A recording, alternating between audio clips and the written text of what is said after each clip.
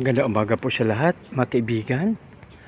Dito na po tayo sa mga awit 68, awit 68:9.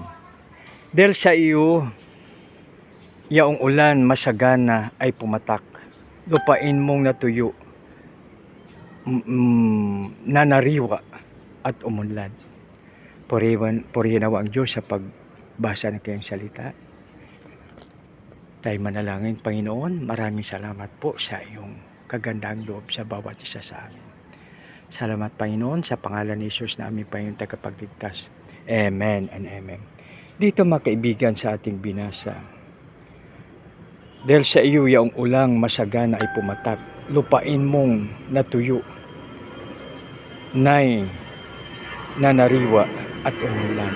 Mga kaibigan, ang iyong lingkod ay isang farmer. So kami ay matyagang naghintay po ng ulan.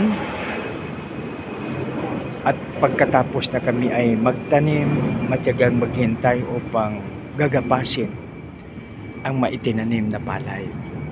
So dito, mga kapatid, tayo ang nagtatanim. Subalit walang ibang pwedeng magpalago, walang ibang pwedeng magpataba nito at magprotekta, kundi ang ating God Almighty. Yung aking lolo, ay ang tawag po namin ay si Lolo Mado. Alam niyo po, mga kaibigan, na paglinggo mayroon siyang 4 hectares na palayan. Paglinggo po ay nasa simbahan lang siya, tumutugtog, no? Mahilig kasi yung sa gitara yung aking lolo.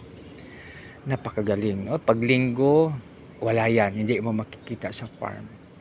Subalit, mga kaibigan, nagtataka daw po ang kapitbahay ng aking lolo dahil kahit wala siya, wala namang maya na umaatake sa kanyang palay. No? So, dito, nagpapahiwatig ng ating Panginoon ay may control sa lahat ng bagay. At ang mga maya o kung ano pa mang maninira ng ating mga pananim ay hindi makagalaw dahil sa proteksyon ng ating Panginoon. Kaya, mga kaibigan, dahil sa iyo yaong ulang masagana ay pumatak, lupain ng mong natuyo ay nanariwa at umunlad. Kaya, mga kaibigan, tayo ang nagtatanim. Subalit si Lord lang ang pwedeng magpalago nito. Tayo na po'y manalangin. Lord, salamat Lord sa iyong salita. Tulungan mo kami, Panginoon, na ang iyong salita ay aming palaging maalaala. At ito, Panginoon, ay aming ma-share sa aming kapwa. Lord, salamat. Sa iyo lamang ang kapurihan at kalwalatian sa pangalan ni Jesus na aming Panginoon tagapagligtas. Amen and amen.